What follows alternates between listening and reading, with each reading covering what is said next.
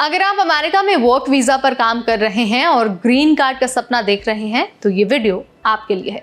2025 में green card processing time ने सारे रिकॉर्ड्स तोड़ दिए हैं। पहले जहां ये काम 2 साल से भी कम में हो जाता था, वहीं अब एवरेज 3.5 साल से ज्यादा लग रहे हैं। यहां तक कि अगर आप $2800 का प्रीमियम प्रोसेसिंग भी करवाते हैं ना, तब भी कम से कम 3 साल तो लग ही रहे हैं।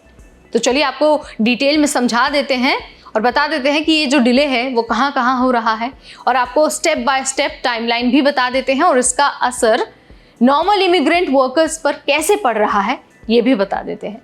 नमस्कार, आप देख रहे हैं NBT टेक। तो भाई जो पहला स्टेप है वो है प्री फाइलिंग डॉक्यूमेंटेशन। सबसे पहले डॉक्यूमेंटेशन की तैयारी, degree, salary proof, job history लेकर वगैरह वगैरह इकट्ठा करना पड़ता है। यह स्टेप टाइम फिक्स्ड नहीं है। वकील कहते हैं कि कुछ हफ्तों में काम हो जाएगा, लेकिन कुछ हफ्तों से कुछ महीनों भी लग सकते हैं। उसके बाद बारी आती है प्रिवेलिंग वेजेस डिटर्मिनेशन की, यानी कि DOL की। यहाँ डिपार्टमेंट ऑफ लेबर तय करता है कि आपकी जॉब और लोकेशन के हिसाब से बेसिक सैलरी कितनी होनी चाहिए।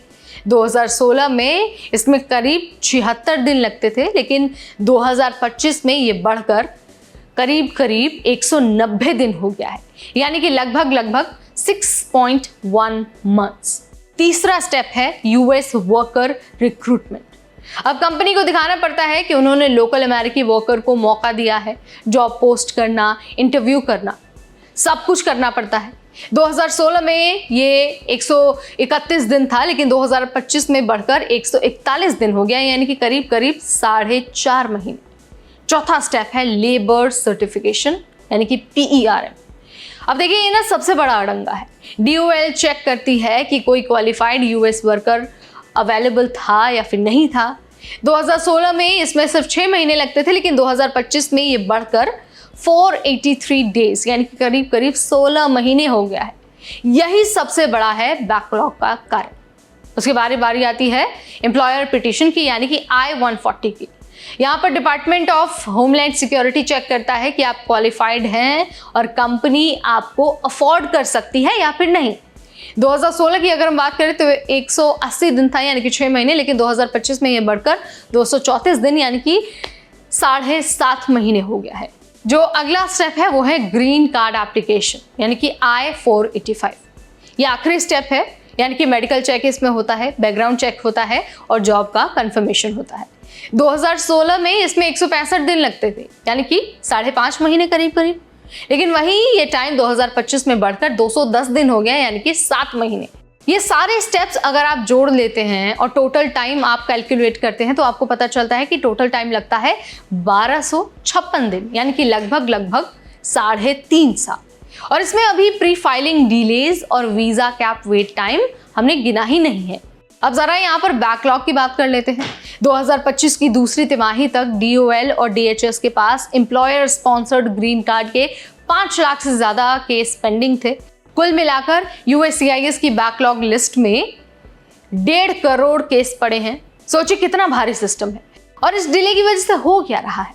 दरअसल इस डिले की वजह से 90% से ज्यादा कैंडिडेट्स पहले से ही अमेरिका में हैं। उन्हें सालों तक H-1B या फिर दूसरा जो टेम्पररी वर्क वीज़ा है उस पर रहना पड़ता है। इसके अलावा जो फैमिली लाइफ है वो डिस्टर्ब होती है।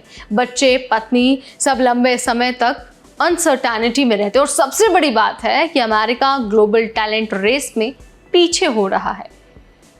कैटर इंस्टीट्यूट ने साफ कहा है कि जब बाकी देश हफ्तों या फिर महीनों में ग्रीन कार्ड दे रहे हैं और अमेरिका सालों में ग्रीन कार्ड प्रोवाइड करा रहा है, तो अमेरिका ये ग्लोबल टैलेंट कंपटीशन हार जाएगा।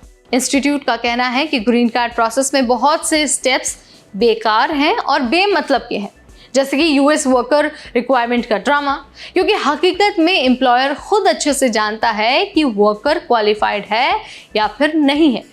कई वेरिफिकेशन रिपीट होते हैं, टाइम और पैसा उसमें दोनों बर्बाद होता है। उनका कहना है कि अब वक्त आ गया है कि US गवर्नमेंट पूरा सिस्टम रेडिकली स्ट्रीमलाइन करे और जो अनावश्यक स्टेप्स हैं उसे हटा दे। तो भाई ये थी अमेरिका के ग्रीन कार्ड प्रोसेस की पूरी हकीकत 2025 में। अब ग्रीन कार्ड लेना महीनों का नहीं बल्कि सालों का खेल बन चुका है। ये डिले सिर्फ वर्कर्स और उनकी फैमिली को ही नहीं, बल्कि जो अमेरिका की इकोनॉमी है और जो अमेरिका की ग्लोबल पोजीशन है उसको भी नुकसान पहुंचा रहा है।